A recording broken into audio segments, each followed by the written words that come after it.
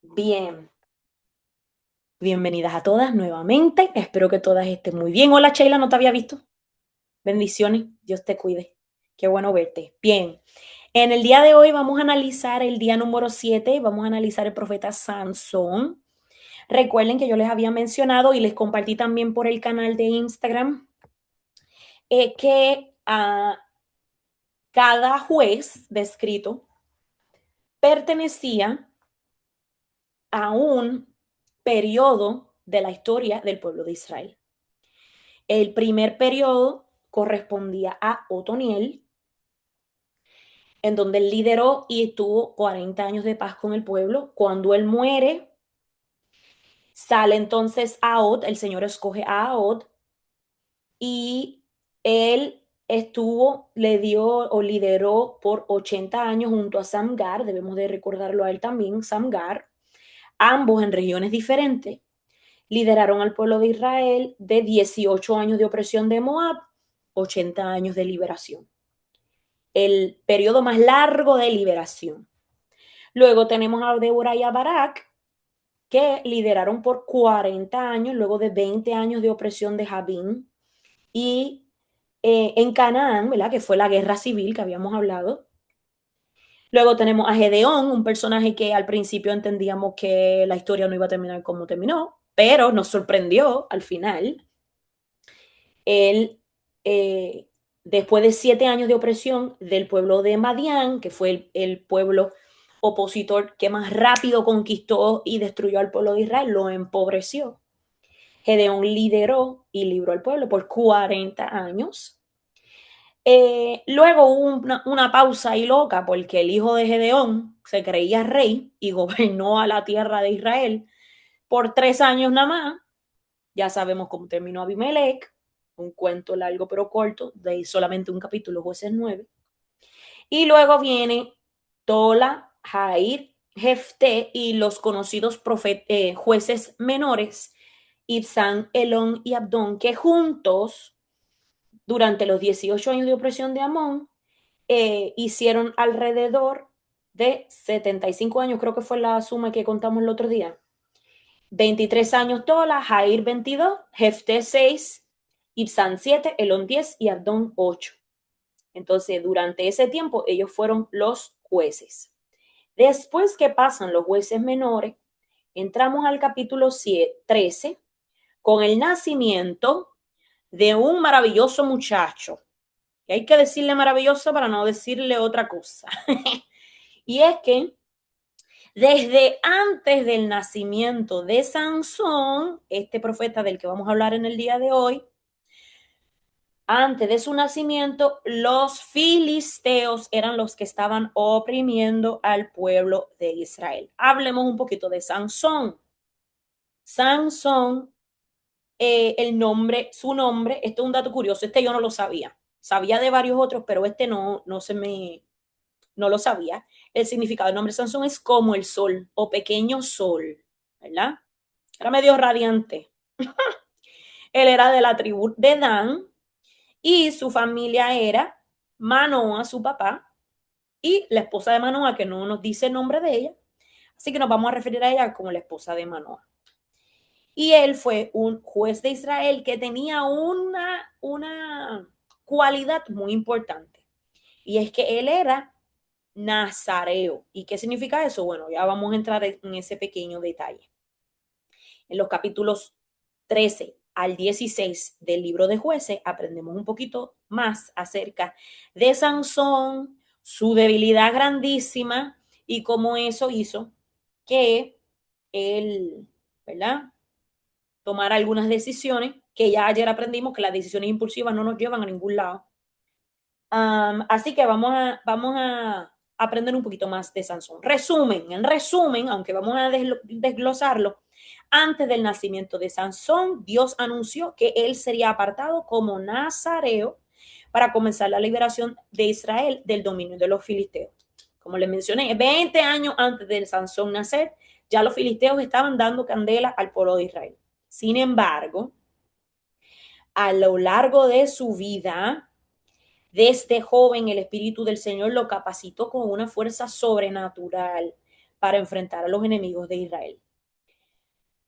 A pesar de esa hermosa oportunidad que tenía Sansón, él tomó repetidas decisiones impulsivas, permitió que sus deseos gobernaran sus acciones y trató con ligereza en muchas ocasiones el llamado que Dios le había dado. Finalmente, tristemente, nos acordamos de esa historia que le cuentan a los niños, reveló el secreto relacionado con su consagración a Dalila.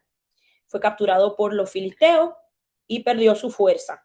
En medio de su humillación, que vamos a hablar un poco más acerca de ese elemento de humillación que vivió Sansón, él volvió a clamar a Dios.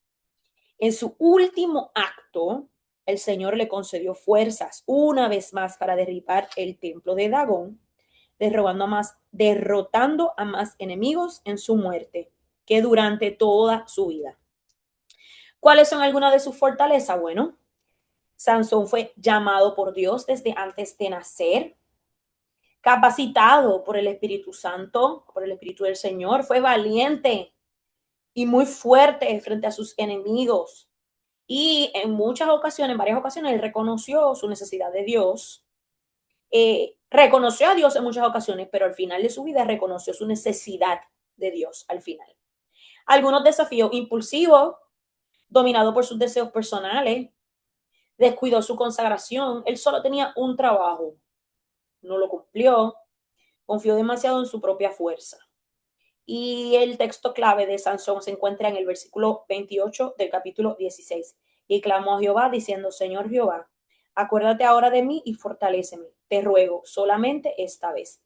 Ese texto para mí, cada vez que yo lo leo, cada vez que yo leo la historia de Sansón, y le voy a decir esto. La historia de Sansón tiene un significado muy especial en mi corazón porque mi abuelo de parte de madre, su historia favorita de la Biblia, él nunca fue a la iglesia, nunca acompañó a mi mamá de chiquito a la iglesia. Después cuando nosotros éramos grandes, yo me acuerdo que nosotros íbamos, lo visitábamos, nosotros íbamos a la iglesia con mi abuela y él se quedaba en la casa y nos hacía comida porque él sabía lo importante que era para nosotros el día sábado y tener una comida especial. Él no cocinaba ningún día a la semana. Él cocinaba el sábado y pasaba ese tiempo con nosotros y se sentaba con nosotros. Pero en sus últimos años, en sus últimos meses, yo diría, de vida, él buscó a Dios. Tanto así que a él lo bautizaron antes de él fallecer, que fue un regalo realmente muy hermoso para nuestra familia. El punto de todo es que esta historia tiene un significado muy bonito para mi vida porque por ese deseo que tenía mi abuelo de escuchar una y otra vez la historia de Sansón. Y yo recuerdo muy bien el día que él me pidió que les repitiera una y otra vez porque quería aprenderse ese versículo. Y cada vez que lo leo se me hace un nudo en la garganta. Y clamó a Jehová diciendo, Señor Jehová, acuérdate ahora de mí y fortaléceme, te ruego, solamente esta vez. Cada vez que lo leo me acuerdo de repetirle una y otra vez a mi abuelo hasta que él se lo aprendió. Y me da paz saber de que mi abuelo buscó a Jehová, quizá no toda su vida, pero sí él fue un hombre íntegro, un hombre que se dedicó a su familia.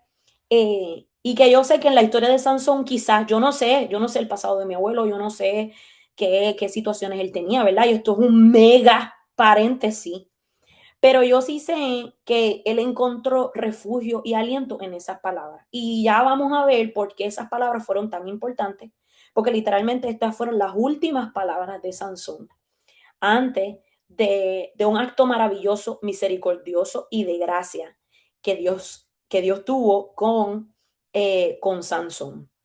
Pero vamos a analizar la historia, ¿verdad? Porque no estamos hablando de mi abuelo ni de la historia de Maricris, vamos a hablar de Sansón. ¿Qué sucede? Capítulo 13, versículo 1. Recuerden que yo les voy haciendo un recuento de la historia y usted puede acompañarme observando en su Biblia que lo que yo digo no es disparate y si digo algo que no es, usted me corrige. Siempre nos ayudamos aquí. Bien, versículo 13. Los israelitas hicieron lo malo delante de los ojos de Dios. Ya sabemos que ese es el ciclo vicioso de esta gente. Pero hay un detalle muy importante. Nosotros aprendimos que en ese ciclo el pueblo cae en pecado, ¿verdad? Peca contra Dios. En muchas ocasiones hemos visto que como el pueblo peca es que en muchas ocasiones se le olvida una de dos cosas, obedecer a lo que Dios había dicho de un principio, que era expulsar a la gente que no tenía nada que ver con el pueblo de Israel. Y lo otro que Dios le dijo al pueblo de Israel era que ellos debían tener una adoración verdadera, no tener dioses ajenos, sino adorar a Jehová únicamente. Pero ¿qué sucede? Los israelitas volvieron e hicieron lo malo ante los ojos de Dios. ¿Y qué sucedió? Nada.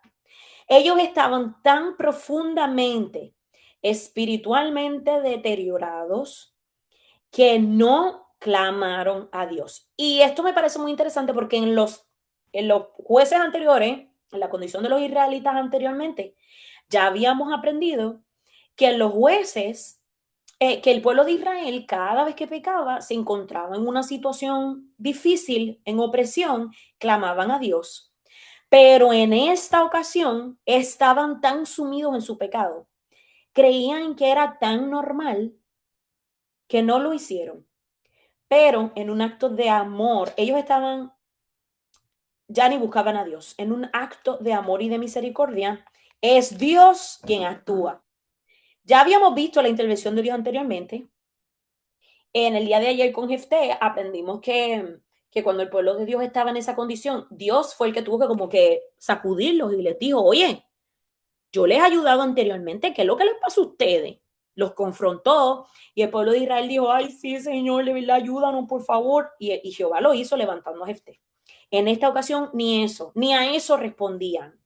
Entonces, aún así, aunque ellos estaban totalmente alejados profundamente y espiritualmente quebrantados y deteriorados, que no podían ni identificar a Dios, Dios actúa y levanta a Sansón. Pero miren de qué manera. Desde antes de Sansón nacer, Sansón fue escogido, a diferencia de los otros jueces, que ya eran grandes, que ya tenían años de experiencia, que muchos de ellos ya tenían su trabajo, muchos de ellos eran especialistas en su área, pero este muchachito ni había nacido. Y nace de una familia que deseaban tener un hijo, pero no habían podido tener un hijo. Manoah y su esposa no podían tener hijos. Y entonces en el versículo 2 y del 2 al 7 del capítulo 13, el ángel del Señor vuelve y se le aparece a, a la gente de Israel, en este caso, a la esposa de Manoah. Ella estaba orando, Señor, yo quiero un hijo, y el ángel del Señor se le aparece.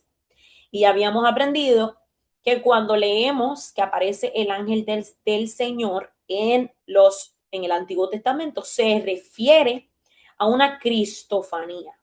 Y una cristofanía es una representación de Cristo antes de su aparición formal, por decirlo así, en el Nuevo Testamento. Así que antes del Nuevo Testamento, o antes de que Cristo se revelara a su pueblo como el Mesías, el Hijo de Dios, él se presentaba en muchas ocasiones a la gente para darle un cometido especial. Y en este caso no fue la diferencia. Se le presenta a la esposa de Manoah y le dice, ustedes van a tener un hijo, pero es muy importante que anotes esto, le dice el ángel del Señor, tiene que vivir bajo el voto nazareo. Y usted me va a decir, ¿qué es eso? ¿Con qué se come eso?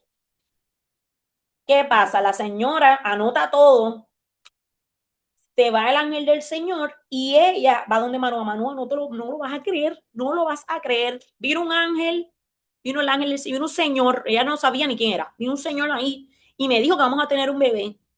Y me dijo que el niño lo tenemos que criar bajo el voto nazareo.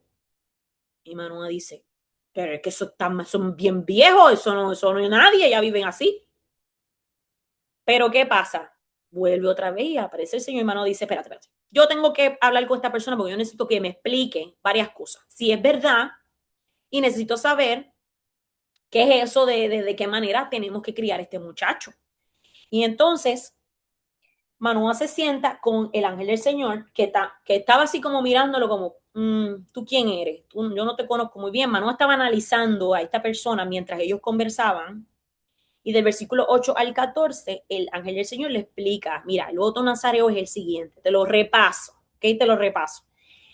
El niño que ustedes van a tener no puede tomar alcohol en ningún momento de su vida, no puede tocar un cadáver en ningún momento de su vida y no puede cortarse el cabello. Porque esto significaba como una persona apartada, tú sabes, seleccionada para un trabajo especial. Y este voto nazareo era muy importante. Entonces ellos tenían que cumplir con ese pacto, esa parte del trato, para que el Espíritu del Señor estuviera con esa persona. Así que desde antes de nacer, ya Sansón tenía firmado, había un ponche, un manual de cómo criar a este muchacho. Y era sencillo, no le enseñes a tomar alcohol, que no coma de cadáver y no le cortes el pelo. Cualquiera piensa, ¿verdad? Esto es fácil. Entonces yo me imagino a la esposa de Manoa y Manoa como que, oh, bueno, no se va a morir. Entonces, él va a estar bien, lo vamos a criar bien, no hay problema con eso. Y eh, Manoa entonces le prepara como un pequeño, una pequeña botanita, ¿verdad? Al ángel del Señor, presentándole algo muy importante. Esto es un detalle muy importante. Este encuentro se encuentra en el versículo 15 al 23 del capítulo 13. Es el encuentro con el ángel del Señor y Manoa. Manoa hace un sacrificio de granos. Y en Levítico 2, cuando yo comencé a leer el libro de Levítico, a mí me pareció muy interesante porque describía diferentes tipos de sacrificios. Y había un sacrificio en específico que era sacrificio del grano. Recuerden que el grano, trigo, era como que la base de la alimentación en ese momento. Y hacerlo era como una representación de que tú confiabas plenamente y te sometías completamente al servicio de Dios. Entonces, cuando una familia presentaba sacrificio de grano, representaba respeto y dedicación al servicio de Dios. Cuando Manoah identificó que la persona con quien él estaba hablando y que le estaba dando estas instrucciones era el ángel del Señor, le presenta este sacrificio. Porque le había hasta preguntado el nombre. Pero le dijo, mira, si yo te digo mi nombre vas a quedar muy maravillado, esto va a ser increíble. Así que mejor, nada más, quédate con lo que te he dicho. Para Manoa fue suficiente entender de que era una gran responsabilidad. Incluso tuvo una conversación con su esposa después. Óyeme, si ese era el ángel del Señor, nos hubiéramos muerto. Y la esposa le dice, bueno, si no nos morimos por una razón. Así que el trabajo que tenemos ahora es uno muy importante. Vamos a criar a este muchachito bajo el voto nazareo. No alcohol, no cadáveres, no cortar el cabello. Eso fueron todas las instrucciones. Y en el versículo 24 y 25 del capítulo 13 nace Sansón, un niño gordito, robusto, el pelito largo. Eh, y lo más interesante de todo es que él nació en la tribu de Dan, era una tribu que contribuía mucho en las batallas y en las guerras. Y recuerden que ellos están en guerra con los filisteos. A ellos lo único que les falta es un dirigente.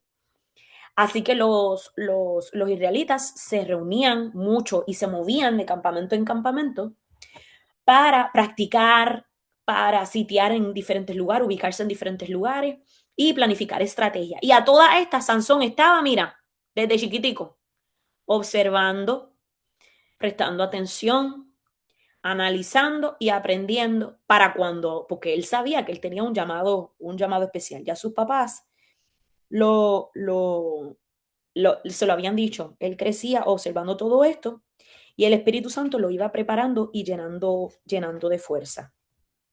Pasa el tiempo, Sansón crece, llega a la edad donde él se puede casar y adivinen que Sansón tiene un problema muy serio y es que él tiene esta necesidad de atraer y casarse con una mujer que no es de su pueblo. Los padres de Sansón, ya estamos en el capítulo 14, le dicen, mi hijo, de todas las mujeres que hay en esta tierra, realmente tú te vas a fijar en esa, que no es de nuestra tribu, no es ni siquiera de nuestro pueblo. Y él le dice, claro que sí. Esa es la que me gusta, esa es la que yo quiero, así que me voy a casar con ella. Bueno, Allá van los papás.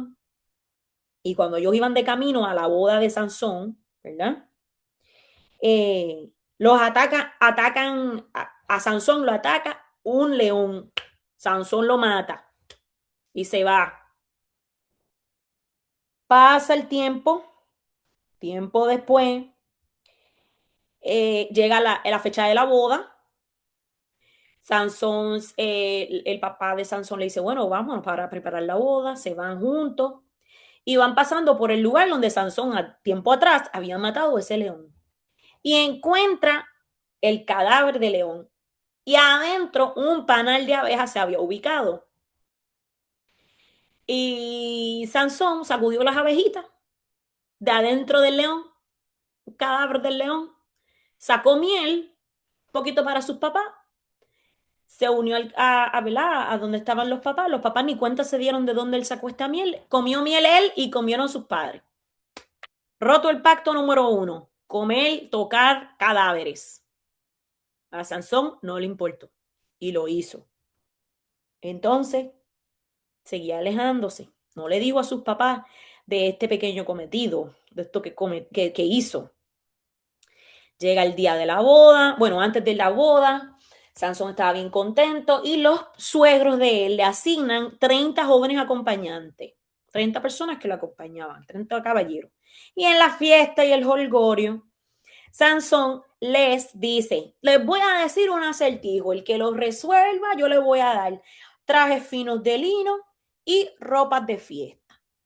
Y les dice el acertijo, en el versículo 14 lo pueden leer, dice, del que come salió para comer y del fuerte algo dulce. ¿Cuál es la respuesta? Ya nosotros sabemos. El fuerte es el león y la miel es, y lo dulce es la miel. Pero ninguno de ellos sabe eso. El único que sabe que de adentro de un león salió miel fue él mismo, fue Sansón. Así que él dijo, engañe a estos loquitos, estos no saben, no van a saber resolver este asunto. Bueno, ¿qué sucede? Pasan los días, todo el mundo está Sansón, pero dinos la respuesta. Sansón, ¿qué? No. Si la respuesta, el propósito de la actividad es que ustedes puedan resolver este acertijo. Pasan los días y nada. Y uno de los muchachos, un grupito de los 30, van a donde la que va a ser esposa de Sansón, la noviecita, y le dice, mira, convence a Sansón que nos digan, busca la forma, busca la respuesta. Nosotros no queremos ganar el premio. Y la noviecita de Sansón dice, está bien, pues ella va y le busca la vuelta y él que no te voy a decir, no te voy a decir. Tienes que pensar, piensa y vuelve de nuevo otro día y sigue. La Biblia dice que fastidió tanto, lo molestó tanto con preguntadera y preguntadera que él se lo dijo. ¿Y qué sucede? Ellos fueron, la esposa la mandan a sacarle la contestación, el Espíritu Santo vino sobre él y pasó algo. Él se molestó con esa circunstancia, destruyó a los filisteos que estaban allí en el séquito de la boda y el papá de la novia de Sansón se la dio al padrino de la boda. Entonces casaron a la muchacha con otro. Sansón se enfureció. Esto le causó mucha furia. Él regresa porque él se iba a casar. Pero cuando él regresa, capítulo 15, versículos 1 al 3, se da cuenta de lo que pasó, que le dieron a su novia al padrino de la boda, y ahora el papá de la novia lo está emparejando con la hermanita de la novia. Sansón se molesta más aún y dice, esto no puede ser así, yo no me quiero casar con ella. Y vinieron ellas, los filisteos, y queman vivos a la nueva noviecita de Sansón y al papá de la noviecita. Ellos queman vivos a su novia. Esto más enojo le trajo a Sansón y vuelve otra vez. Recuerden que habíamos hablado que él era impulsivo. Cogió 300 zorras. Hay que ver de dónde las sacó primero. Las ató por las colas en pares. les prendió fuego a las colitas de las pobres zorras.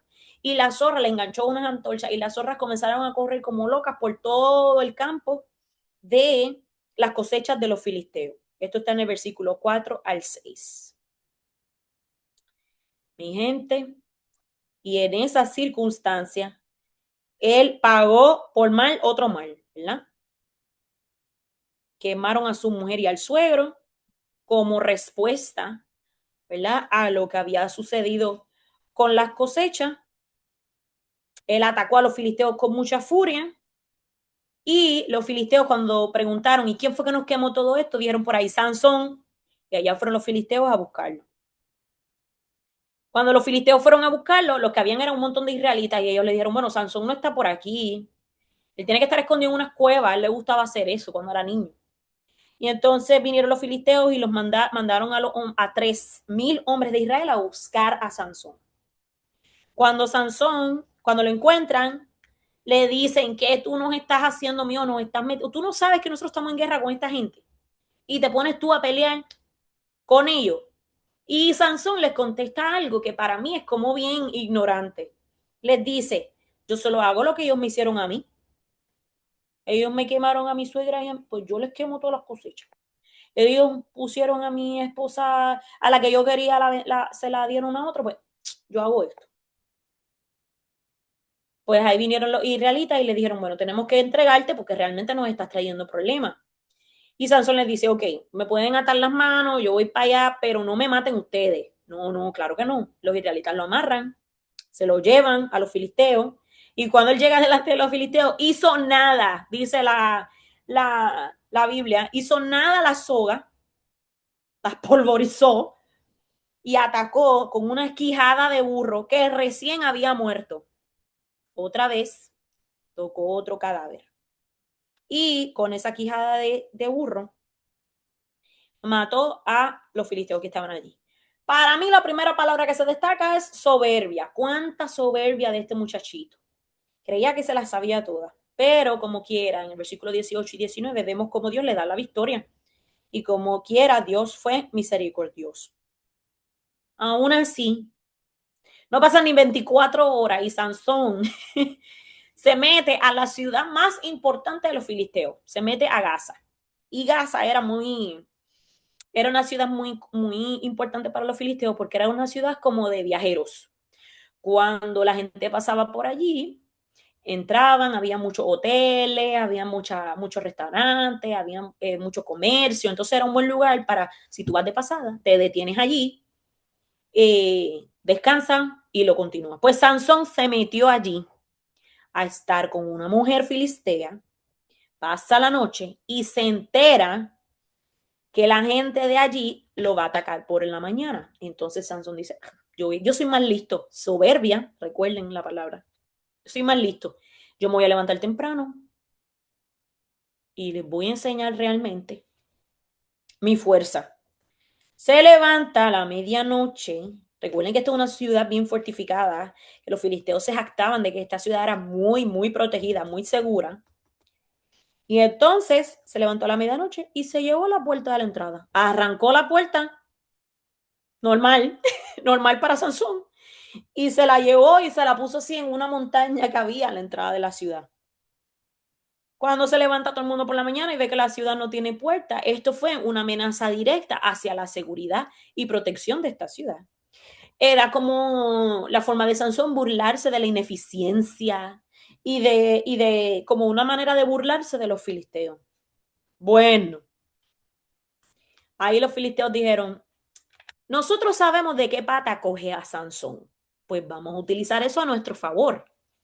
Y contratan a una muchacha cruel, fría, calculadora, amante al dinero, Dalila. Y le dicen, Dalila, necesitamos de tu ayuda. Tenemos este problemita con Sansón y Sansón como único suelta la sopa. Porque es que no puede ser que un hombre sea tan fuerte, tan hábil, no puede ser. Tiene que haber algo, un secreto detrás de ese asunto y tú nos vas a ayudar a resolver cuál es ese secreto. Entonces le dicen a Dalila, ve a donde Sansón, tú sabes, enamóralo, ella lo hace. Y una tardecita, que ellos están pasando tiempo juntos, Dalila le dice, oye, Sansón, ¿por qué tú eres tan fuerte? ¿De dónde viene tu fuerza? Y Sansón le hace un cuento. Y ella trata de ver, llama a los filisteos, los tiene ahí en la puerta así pendiente. Y no funciona. Ese no era el secreto. Vuelve otra vez. Tú me mentiste, le hace un drama. Tú no me quieres. Y él le hace otro cuento. Ay, que si tú me haces trenza, me haces 7 trenzas, se me va la fuerza. Ella va otra vez en otro día, él se queda dormido, ella le hace las trenzas, bla, bla, bla. Y comienza a gritar, Sansón, que por ahí vienen los filisteos. Él se levanta como sin nada, la fuerza intacta, no le había pasado nada. Y ella le dice, Sansón, me volviste a mentir, yo pensé que tú me querías de verdad. No, no, no, no, no. Y ahí vuelve otra vez. Y pasan varias veces y en una ocasión Sansón le dijo, está bien, ya, te lo digo, otra vez, poca paciencia que tiene este muchacho. Y le dice, es que yo nunca me cortaba el pelo. Si me corto el pelo, entonces no voy a tener más fuerza. Ahí Dalila entendió que realmente le dijo la verdad y lo hizo. Él se quedó dormido, le cortó el pelo, llamó a los filisteos y le dijo, esta vez sí lo tenemos. Y tráeme el saquito del dinero que me prometiste. Y pasó.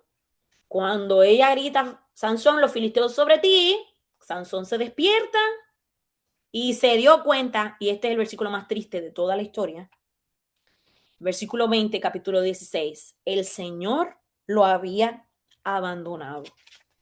Y en ese abandono, Sansón se sentía que realmente había defraudado a Dios. Le sacaron los ojos, y este detalle es muy importante. Le sacaron los ojos. Lo mismo que lo hacía caer, ¿verdad? Porque él por vista era que caía todo el tiempo. Lo mismo que lo hacía caer fue lo primero que le quitaron. Lo llevaron a Gaza, otra ironía más, donde él había mostrado y se había jactado de que era más fuerte que la ciudad entera. Allí lo llevaron débil y sin ojos. Pero hay un versículo que interrumpe la caída, ¿verdad? O ese descenso de, de, de la dignidad de Sansón. Dice, pero el pelo le comenzó a crecer. Entonces ahí tú lees la historia y dices, uy, viene algo sorprendente. No perdamos de vista de que quizás el que el pelo le haya crecido es un detalle muy importante también de la historia, porque quizás muestra una señal de misericordia de nuestro Dios hacia Sansón y la restauración que estaba comenzando en él. Y lo llevan, como les mencioné, a Gaza. En Gaza había un templo y antes los templos paganos los hacían como si fuera tipo coliseo. Tenían como unas azoteas en la parte de arriba donde la gente del pueblo se podía parar y ver hacia adentro y ver cómo torturaban a la gente. Y adentro habían también como unas salas a los lados en donde la gente más, tú sabes, de la alta alcurnia podía sentarse para ver el mismo concepto, pero en la sombra. El punto es que también en el centro siempre había como un ídolo enorme del dios de ese templo. Y como eran como unas plazas, era como una, ¿verdad? Como una tipo, como eran azoteas, estaban sostenidas por columnas. Bueno, ahí se enteró todo el mundo que en el templo de Dagón tenían allí metido en un calabozo a Sansón y alguien comienza, saquen a Sansón, queremos burlarnos de él, que saquen el grandulón ese que nos hizo mucho daño. Bueno, y ahí viene y un jovencito ahí que trabajaba en la celda, que le asignaron ser el carcelero de Sansón, le tocó sacarlo. Y cuando lo va sacando, Sansón le dice, ay, apóyame de una entre las columnas, porque yo no tengo mucha fuerza para mantenerme de pie. Y lo pusieron ahí. Recuerden, no sé si el detalle lo había mencionado, ya no me quiero perder en la historia. En ese templo de Dagón estaba llenísimo de gente. ¿Por qué? Porque ya se estaba terminando el tiempo de la cosecha y recuerden que Dagón era el dios del trigo y de la cosecha. Entonces ellos estaban todos reunidos ahí, todos los filisteos, una cantidad de gente enorme. Estaba reunida allí para adorar y agradecer a Dagón por, ¿verdad? Entre comillas, porque sabemos que esto es todo un lío de idolatría. por la cosecha de ese año. Bueno, todos estaban en la fiesta, ¿no? Ahí no faltaba ni un solo filisteo, todos estaban allí. Arriba en la plazoleta, abajo, no importa, ellos estaban todos allí. Y sucede algo maravilloso en el versículo 20, del versículo 23 al 30, ya finalizando el capítulo 16.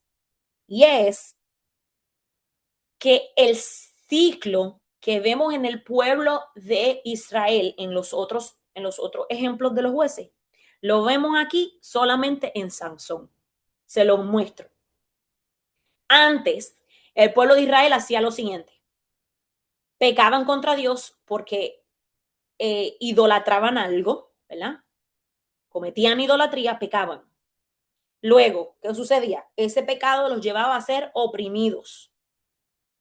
Esa opresión causaba que clamaran a Dios y finalmente ese clamor hacía, o verdad, conmovía el corazón de nuestro Dios, de Jehová, para traer un juez que los liberara. Ahora vamos a poner esto en perspectiva en Sansón, porque recuerden que en esta historia no fue el pueblo que pidió liberación, Dios se apiadó del pueblo. Pero más que eso, para mí, esta historia realmente lo que nos enseña es que ustedes han escuchado eso de que, y esto quizá es más para el final, pero se lo voy a mostrar ahora mismo, porque para mí esto, a mí me voló la mente cuando lo estaba preparando. Así como dicen que Dios hubiera enviado a Jesús para morir en la cruz del Calvario por uno solo. Así mismo yo pienso que es esta historia de los filisteos. Esto fue una historia de restauración para Sansón que resultó en la liberación del pueblo de Israel. Entonces, ¿quién pecó? ¿Quién tenía una idolatría increíble por las mujeres filisteas? Sansón. Su pecado lo llevó a ser ¿qué? Oprimido por los mismos filisteos que se burlaron de él, le sacaron los ojos. Y estando en esa posición, entre dos columnas en el templo de Dagón, él clama a Dios, versículo 26, y dice, lo busco por aquí para decirlo exactamente como lo dice aquí. Él dice, Señor Jehová, acuérdate ahora de mí y fortaléceme, te ruego, solamente esta vez. Y en ese momento que él clama, Dios levanta a un juez, a Sansón mismo. Y es Sansón que con el último chin de fuerza que el Espíritu Santo le dio, empujó las columnas, tumbando todo eso allí. Y dice la Biblia que ese evento destruyó a más personas que lo que Sansón destruyó en toda su vida, vivo. La muerte, y él murió en esa ocasión. La muerte de Sansón trajo o ocasionó liberación al pueblo de Israel y destruyó a más de los enemigos de Israel, más que lo que él hizo en vida. Esta historia realmente es una que tiene tantas lecciones para nosotros. Entonces vamos a analizar entonces todas esas lecciones. El título de nuestro caso en el día de hoy es Fuerza sin obediencia. Ese es el caso número 7. Vamos a analizar entonces el texto completo o la lectura completa del capítulo 13 al 16 de Jueces. Primero, el resumen. Empezamos con el resumen, como siempre. Israel volvió a hacer lo malo ante los ojos del Señor y Dios permitió que los filisteos los oprimieran durante 40 años. En ese contexto de opresión de los filisteos nació Sansón, un niño apartado para Dios desde antes de nacer como nazareo. El Espíritu de Dios, el Espíritu del Señor comenzó a capacitarlo con una fuerza extraordinaria para iniciar la liberación de Israel. Sin embargo, aunque Sansón fue usado poderosamente por Dios, constantemente tomó decisiones impulsivas y permitió que sus deseos gobernaran su vida. Su relación con mujeres filisteas, su orgullo, su soberbia y su falta de dominio propio lo alejaron de su llamado. Sansón fue capturado, quedó ciego y fue llevado como prisionero, objeto de burla. En su momento de mayor debilidad, clamó nuevamente a Dios y el Señor le dio fuerza por última vez y Sansón derribó el templo de Dagón, derrotando a muchos filisteos y cumpliendo entonces con el propósito para el cual había sido llamado. Ese es el resumen de nuestra historia o del relato que leímos. ¿Cuáles fueron algunos de los personajes? Bueno, principalmente o primero tenemos a nuestro Dios, a Jehová. Él tiene un propósito antes del nacimiento de Sansón. Que a mí me parece hermoso que desde antes de nosotros nacer, Dios ya tiene algo planificado para nosotros. Da poder por medio de su espíritu. Es paciente y misericordioso. Responde al clamor sincero. Sansón es el otro personaje. Sansón era un nazareo desde el nacimiento, desde antes de nacer, ya él había sido escogido por Dios, dotado de una fuerza sobrenatural. Lucha con la impulsividad y el dominio propio. En toda la historia era más impulsivo y soberbio que humilde y menos decisivo en ese caso. Lucha con su impulsividad y finalmente termina su vida confiando nuevamente en Dios, ¿verdad? Por su expresión, sus últimas palabras, podemos entender de que su corazón regresó a Dios. Sus intenciones volvieron a lo que Dios tenía para él. Él se arrepintió, con eso que Dios se arrepintió de todo lo que había hecho antes. Mira, realmente, una vez más, Señor, te pido fuerza. Aunque sea esta vez, ayúdame. También está Manoa, un personaje muy importante, igual que la esposa de Manoa, la mamá de Sansón. Él era el padre de Sansón, un hombre respetuoso de Dios. Busca entender cómo criar al niño conforme al llamado divino. Y la esposa de Manoa, que recibe el primer anuncio del nacimiento y cree la palabra de Dios con humildad. Esta señora realmente, y estos padres, qué curioso, ellos sí recibieron un manual de cómo, tú sabes cómo dicen que los niños no nacen con un manual y tú tienes que averiguarlo mientras van. Pues ellos sí recibieron uno. Sí recibieron uno. Y uno diría, ay, pero ¿qué habrán hecho los papás de Sansón mal que el Sansón les salió tan precoz? Pero en este caso, ven, todo tiene un propósito y el Señor permite que tomemos decisiones también, y eso también lo hemos aprendido anteriormente. Pero ellos hicieron su parte como padres, siguieron lo que Dios les dijo, fueron respetuosos ante Dios y sirvieron a Dios con lo que Dios les dio en sus manos. Tenemos también a Dalila. Ella traiciona a Sansón por dinero, descubre el secreto de su consagración. Ella lo destruye emocionalmente, porque imagínese que la persona que usted ama le traiciona. Eso fue lo que le pasó a Sansón.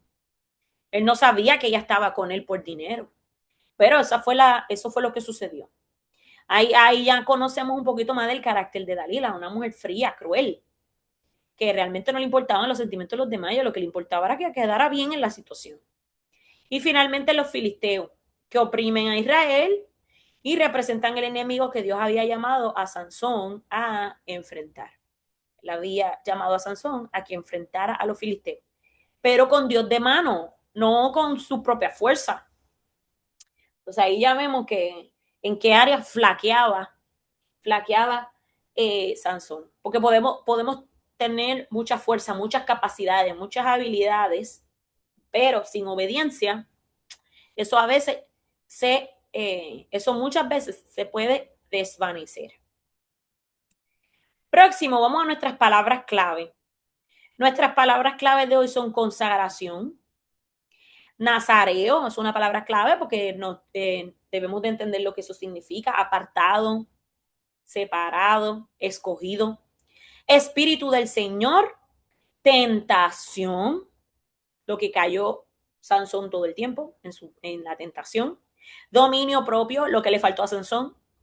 Obediencia, misericordia, restauración, fortaleza, dependencia y llamado. Para mí, mis palabras son tentación, dominio propio y fortaleza. Creo que esa, o no, consagración.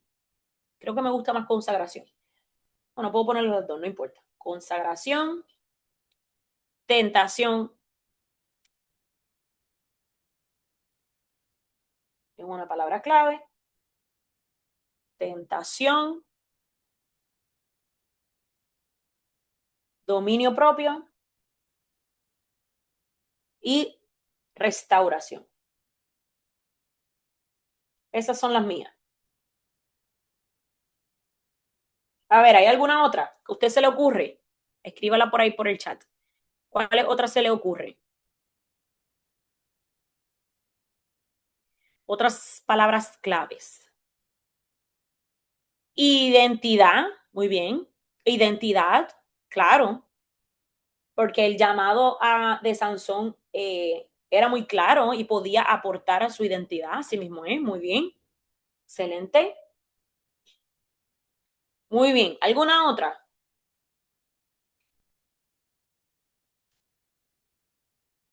Soberbia, esa misma era ahora mismo la volví a leer. Excelente, Elizabeth. Soberbia es una palabra que se repite mucho y que podemos verlo desarrollarse en las decisiones que tomaba Sansón. Muy soberbio. Él como que todo el tiempo nunca pensó, él sabía de dónde venía su fuerza. Lo que él pensaba era que era inacabable, que eso no se iba a acabar nunca, que nunca se iba a terminar. Porque para él el secreto que él guardaba o la fuente de su fuerza no se había terminado. Impulsividad, excelente, así es, soberbia e impulsividad. Excelente, Elizabeth. Muchas gracias por compartir. Seguimos entonces. Vamos con los atributos de Dios. Y yo encontré estos tres, pero usted pudo haber encontrado muchísimo otro. Dios fortalece. Dios, Dios fortalece. Nos llena de fortaleza. Nos sostiene en nuestra necesidad. Dios fortalece. Eh, Cuando decimos que Dios fortalece, nos referimos a que toda la fuerza de Sansón provenía del Señor. Podemos recordar eso. Isaías 40:29 nos recuerda eso mismo, que todas las fuerzas que tenemos vienen de Dios. Otro, Dios, Dios restaura. Dios restaura. Aunque Sansón sufrió las consecuencias de su pecado, Dios todavía pudo usar su vida para cumplir su propósito. Todavía el Señor puede cumplir su propósito en nosotros, a pesar de las consecuencias que nos puede traer el pecado. Siempre que entreguemos nuestra vida a Dios, el Señor vuelve de nuevo y nos devuelve propósito, nos devuelve propósito. Y finalmente, Dios responde, responde con gracia. Y esto lo podemos ver en la historia. Cuando Dios escucha la última oración de Sansón, eh, cuando él escucha la última oración de Sansón, actúa con misericordia y le responde. Y Salmos 86:5 también habla de cuando el corazón se aleja, pero que cuando clamamos a Dios, Dios siempre es misericordioso en respondernos con gracia. Qué bonito. Muchas gracias a nuestro Dios por ser así con nosotros y por recordarnos que Él es así por medio de estas historias. Muy bien. Referencias cruzadas. Recuerden que estas son citas bíblicas que se conectan con las lecciones que nosotros hemos aprendido en este libro. Ay, mira, Dios cumple sus promesas. Esa es otra. Muy bien. Gracias, Heidi, por compartir. Excelente. Dios cumple sus promesas. Es otro otro atributo de Dios. Algunas de las referencias, números 6:1 al 21, ahí describe más detalladamente el voto nazareo. Si usted quiere analizarlo un poquito más, lo puede hacer. Por cuestión de tiempo no entramos tan profundo, pero en esencia era la oportunidad de estas personas especiales ser separadas y tener cometidos especiales, ¿verdad? Tareas especiales, y debían de no hacer esas cosas para mantenerse consagrados. Proverbios 4:23 es un texto favorito de varias gente, que dice: sobre toda cosa guardada, guarda tu corazón, porque de él mana la vida. Entonces, Proverbios 4:23 nos recuerda que debemos de guardar nuestro corazón, porque, y cuando dice ahí corazón, no solamente se refiere al órgano que bombea sangre en nuestro cuerpo, ni a nuestros sentimientos nada más, también se refiere a nuestras decisiones, emociones, motivación, pasión, a lo que nos mueve, lo que nos impulsa. Debemos de guardar esas áreas en nuestro corazón y nuestra mente también, lo que pensamos, la forma en la que reaccionamos. Prestemos atención a esos detalles también. Salmo 51, 10 al 12, describe la restauración del pecado, después del pecado, qué sucede cuando pecamos y cómo Dios restaura nuestro corazón. Romanos 8, 5 al 6, vivir conforme al Espíritu, no conforme no conforme a la carne. Y Hebreo 11:32, Hebreo 11 es ese capítulo que nos habla sobre los héroes de la fe. Uno de ellos fue Sansón. A pesar de sus errores, ahí vemos que Sansón aparece entre los héroes de la fe. Gente imperfecta, eso también hemos aprendido en el libro de Jueces. Personas ordinarias, gente imperfecta, con diferentes responsabilidades, diferentes asuntos personales, diferentes cargas, características que no son tan positivas, pero que cuando se ponen en la mano del Señor, son utilizadas para bien, para la liberación de su pueblo, para recordar al pueblo a ser obediente y a adorarlo verdaderamente.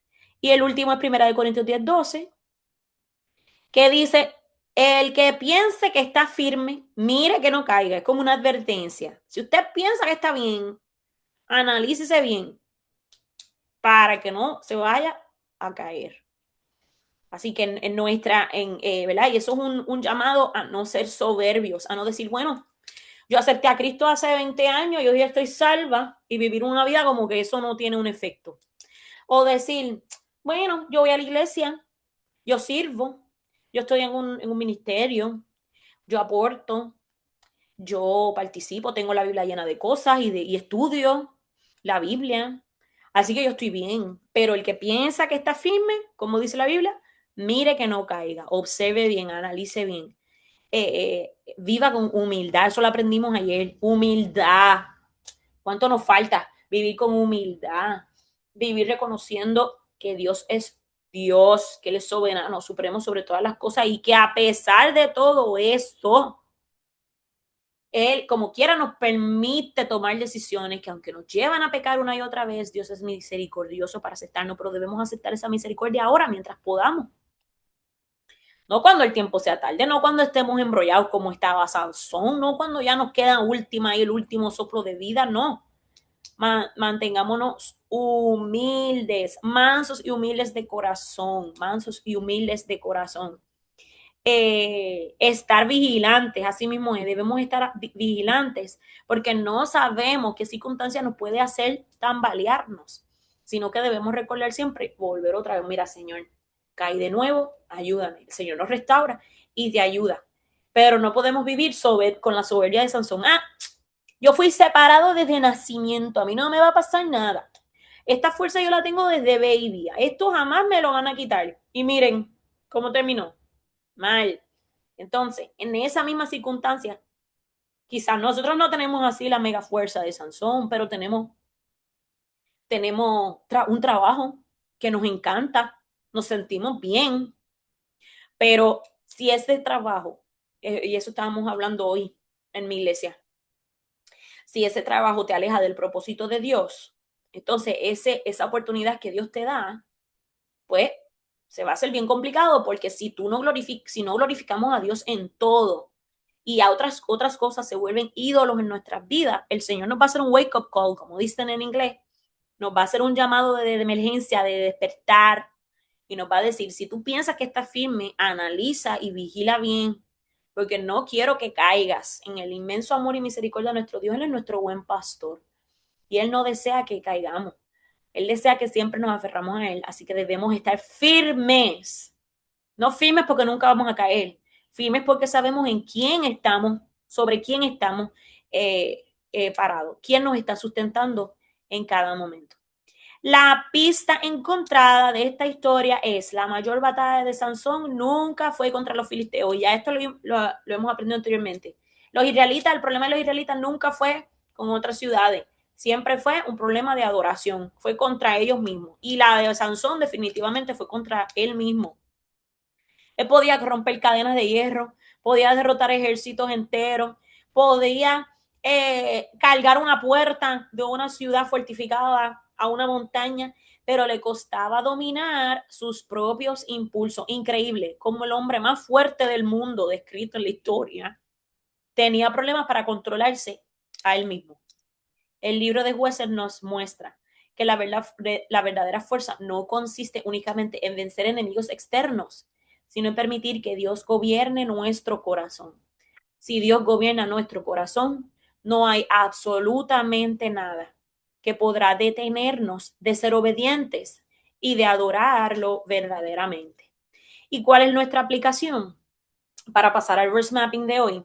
Dios puede restaurar una vida rendida a Él. Aunque Sansón cometió muchos errores, su última oración nos refleja una dependencia renovada del Señor.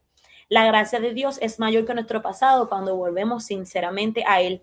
Y mientras tenemos la oportunidad de vivir y de pedirle a Dios esa restauración, entonces debemos aprovecharla, porque no vamos a tener esa oportunidad todo el tiempo.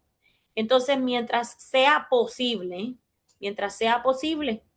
seamos diligentes, vivamos una vida vigilante, pendiente a lo que Dios ha hecho con nosotros, a lo que Dios ha hecho con nosotros. Bien, vamos entonces a pasar déjame ver si no se me quedó nada pendiente aquí. Ah, sí, la pregunta confrontativa de la tarde. ¿Hay alguna área de tu vida o de mi vida, verdad? Lo voy a decir en mí. ¿Hay alguna área de mi vida donde necesito dejar de confiar en mí misma y volver a depender completamente de Dios? ¿Hay alguna área de mi vida donde necesito dejar de confiar en mí misma y volver a depender completamente de Dios? Esta pregunta es para que analicemos y la puedes utilizar como el inicio para escribir tu oración en la tarde de hoy. Bien, vamos entonces a pasar a hacer nuestro verse mapping. Y en el día de hoy, el texto que vamos a analizar es un texto que se encuentra en el Nuevo Testamento, en el libro de Gálatas, capítulo 5, Gálatas, capítulo 5, versículo 16. Gálatas 5, 16. Déjame buscar mis marcadores y cambiar la pantalla la cámara para que ustedes puedan ver. Ok, stop sharing. Ok. Ya ahora les muestro para que lo puedan ver muy bien. Ahí se supone que lo ven derechito, ¿verdad que sí? Sí, perfecto, gracias. Muy bien. Entonces, gracias. Entonces vamos a analizar este texto. Primero vamos siempre al contexto, ¿verdad? Muy importante.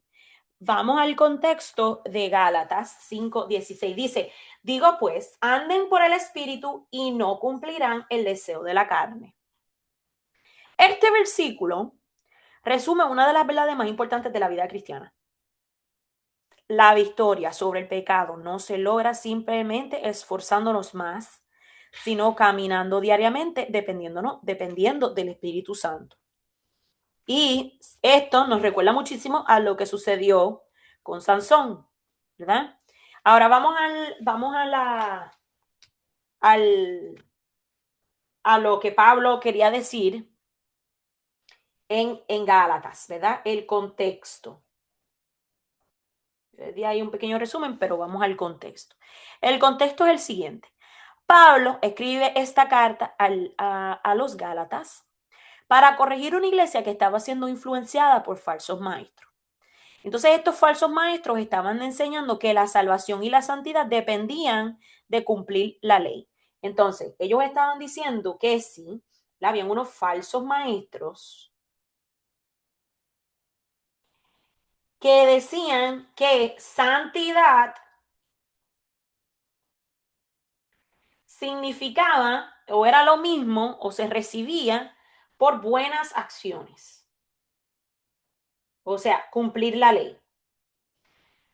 Si la ley decía que yo tenía que, qué sé yo, cocinar el día antes del día del Señor, entonces el que lo hiciera recibía santidad. Eso era lo que decían los falsos maestros, ¿verdad? Esto es un ejemplo bien vago del asunto. El punto es que Pablo responde. Y esto es lo que dice Pablo. Pablo dice que la vida cristiana no consiste en una lista de reglas, sino en una relación con Cristo vivida por medio del Espíritu Santo. Él decía que una persona recibía santidad por medio del Espíritu Santo cuando la persona recibía a Cristo. Entonces, si yo recibo a Cristo en mi corazón, el Espíritu Santo mora en mí y por lo tanto, como el Espíritu Santo mora en mí, yo hago cosas buenas, buenas acciones, yo cumplo la ley. Yo, ser humano, recibo a Cristo, digo, Cristo es mi Señor y Salvador. Al recibir a Cristo Jesús como Señor y Salvador, el Espíritu Santo entonces mora en mí, ¿verdad? Mora en mí el Espíritu Santo y entonces, como el Espíritu Santo es el que vive en mí, las cosas buenas que yo hago no son porque salen de mí, son porque es el Espíritu Santo obrando a través de mí. Entonces, el capítulo 5 contrasta dos maneras de vivir. Vivir en la carne, o los deseos de la carne, y vivir según el Espíritu. Entonces, según la carne es naturaleza humana caída,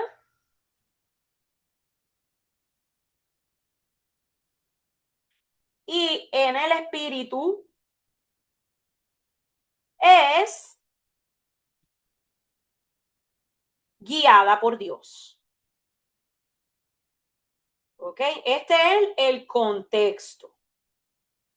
¿Se entendió hasta aquí? Esto es importante entenderlo. Esto es importante entenderlo, porque mucha gente piensa todavía el sol de hoy, que para yo ser santo y recibir del cielo cosas buenas y todo eso, yo tengo que hacer cosas buenas. Pero realmente es imposible que un pecador haga cosas buenas. Por lo tanto, es importante que aceptemos a Cristo, recibamos al Espíritu Santo y es el Espíritu Santo por medio de nosotros, cuando permitimos que el Espíritu Santo obra en nosotros, es que podemos dar podemos hacer buenas acciones o buenos frutos. Hay otra gente que lo refieren a buenos frutos. ¿Ok? Listo. Ese es el contexto. Entonces vamos a analizar unas partes importantes. Primero, vamos a analizar la palabra anden, significado detrás de esa pequeña palabra. La otra que vamos a analizar es por el espíritu, aunque ahí ya más o menos ustedes saben lo que significa eso. No cumplirán,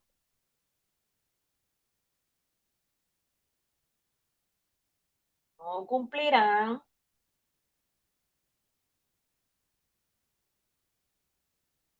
La otra es deseo. Y finalmente, quiero coger un color igual a todos de la cara. ¿Ok? Listo. Entonces, vamos a comenzar desde el principio con la palabra anden. La palabra anden en griego es una palabra rara. Peripateo.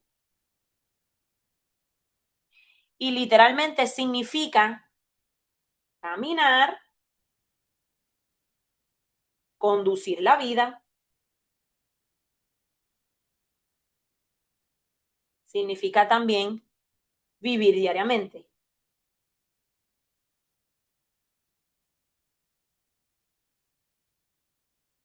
Y no hablan solamente de un momento espiritual aislado, no significa asistir ocasionalmente a la iglesia ni tener experiencias espirituales esporádicas, sino un estilo de vida. ¿Ok? So, en Sansón tuvo momentos donde el Espíritu Santo estuvo sobre él, en varias ocasiones, en Jueces lo vemos, en Jueces 14:6, 14:19, 15:14, pero muchas de sus decisiones cotidianas no reflejaban una vida que andaba con Dios. Él experimentó el poder del Espíritu Santo, pero no siempre permitió que el Espíritu Santo, a través de él, produjera buenos frutos. Por el Espíritu, vamos a analizar esa parte ahora, por el Espíritu, significa que el Espíritu no solamente, lo voy a escribir por aquí, ojalá se entienda, por el Espíritu Santo no solo concede poder, también convence de pecado.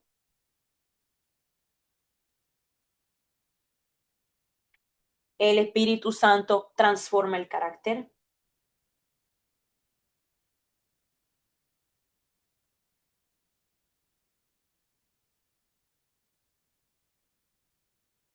El Espíritu Santo produce fruto.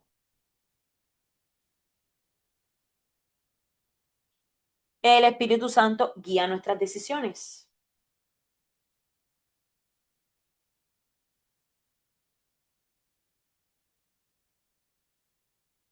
Entonces, cuando la Biblia dice anden por el Espíritu, se refiere a que el Espíritu Santo, a veces pensamos que únicamente obra en milagros, pero su obra, la obra del Espíritu Santo, es que nos parezcamos más a Cristo.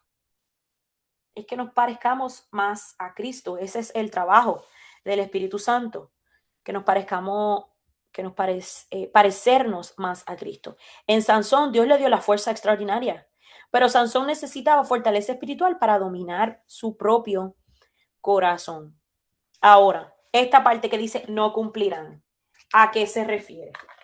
Esta parte podría estar, es una expresión griega, esta frase es una expresión muy fuerte que significa de ninguna manera se llevará a cabo. No puede pasar. There is no way en inglés. De ninguna manera se llevará a cabo. Es bien absoluto. Es bien absoluto. Pablo no dice que los deseos pecaminosos desaparecerán. Dice que los deseos pecaminosos no dominarán nuestra conducta si caminamos con el Espíritu. Vamos a escribir por aquí. Los deseos pecaminosos no dominarán mientras andamos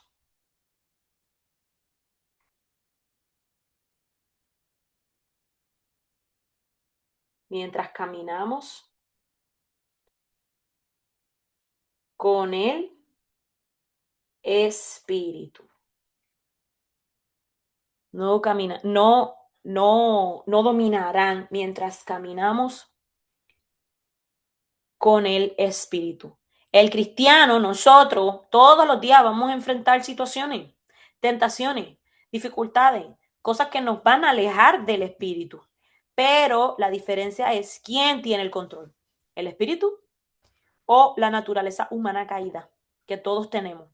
Es, es a quién vamos a permitir que nos controle, que nos domine. Y entonces pasamos a la frase que significa el deseo. En, en griego esta palabra es epithymia, parece como una enfermedad. Epithymia. Y significa deseo intenso, anhelo, impulso. No siempre describe algo malo, pero lo que determina si un deseo es bueno o malo es su dirección. Esta epithymia que yo voy a tener es hacia el espíritu o hacia la carne.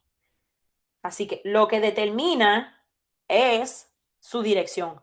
Cuando el deseo ocupa, o sea, cuando mi deseo, lo que yo quiero, mi anhelo, esa intensidad de mis decisiones, ocupa el lugar de Dios, se convierte en idolatría. ¿Ok? Cuando mi deseo ocupa el lugar de Dios, se convierte en idolatría. Y finalmente, de la carne. Ya habíamos hablado que esa frase, la carne, se refiere a la naturaleza humana caída. Esa palabra carne no significa simplemente el cuerpo físico, es esa inclinación al pecado. Es esa parte de nosotros que nos dice, haz lo que tú sientes, busca tu satisfacción primero, no importa lo que Dios diga. La carne pone el yo primero, tus intereses propios, pone el yo en el centro de todo. El espíritu pone a Cristo en el centro. ¿Okay? El espíritu pone a Cristo en el centro. Entonces, ¿cómo deseamos vivir? ¿Deseamos que sean los deseos que nos dominen? ¿O deseamos realmente que quien guíe nuestra vida sea Dios? Esa es otra preguntita de confrontación que debemos hacernos diariamente. ¿Alguna duda o pregunta? Así es. Dejen que el Espíritu Santo lo guíe en la vida, entonces no se dejarán llevar por los impulsos de la naturaleza pecaminosa. Así es. Es una transformación completa. Así es. Sí, es una enfermedad porque me aleja del Espíritu de Dios. Nos aleja del Espíritu de Dios. No podemos desear vivir una vida separados del Espíritu de Dios.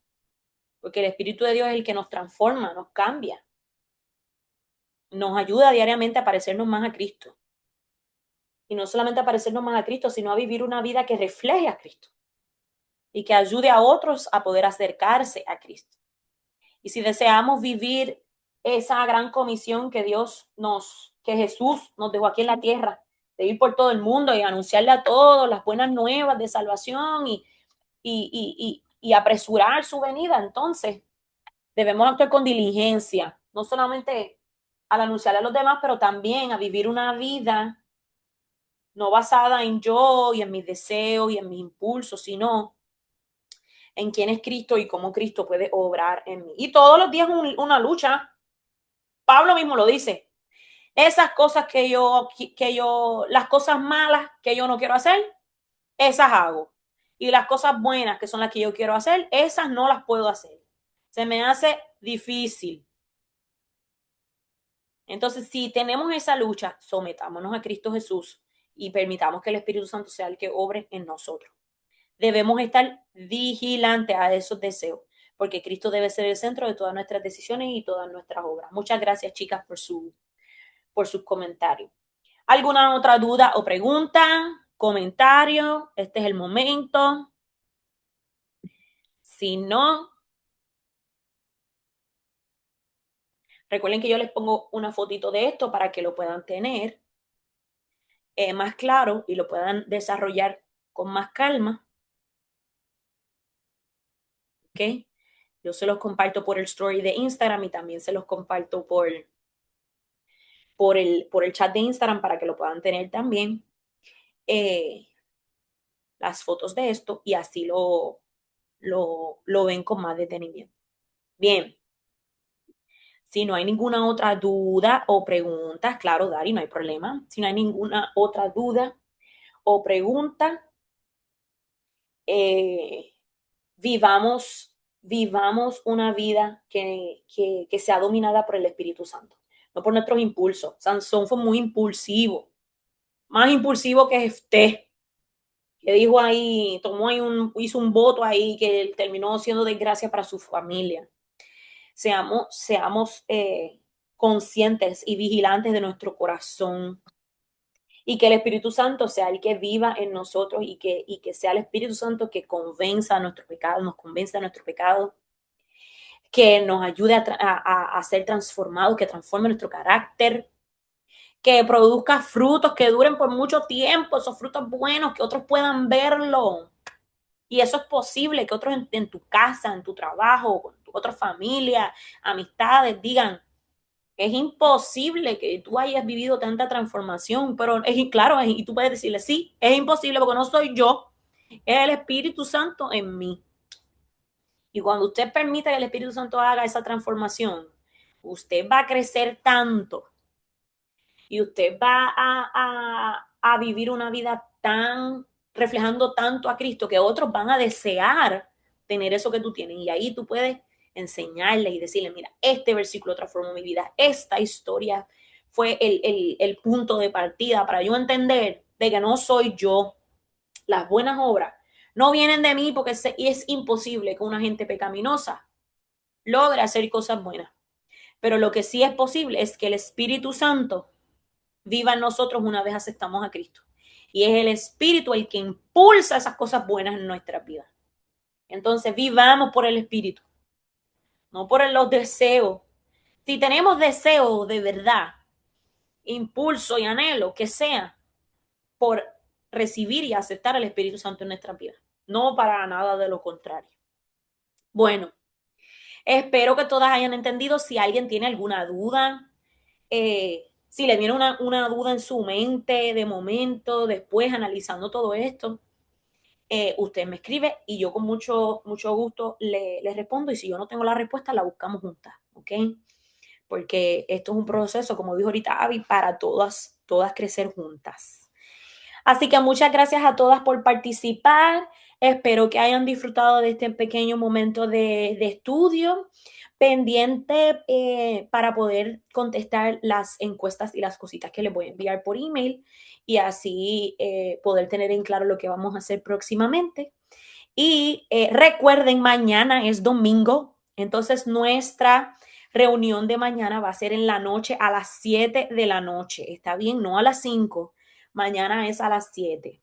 ¿Está bien? Falta una clase, Elizabeth. Una sola mañana. Mañana mañana es nuestra última clase y en la última clase vamos a analizar los últimos momentos del pueblo de Israel descritos en el libro de Jueces. Así que vamos a ver qué sucede. La tarea es bien fácil, así que espero que puedan hacerla. Mañana nos vemos a las 7 de la noche por este mismo canal. Yo les voy a enviar todos los detalles.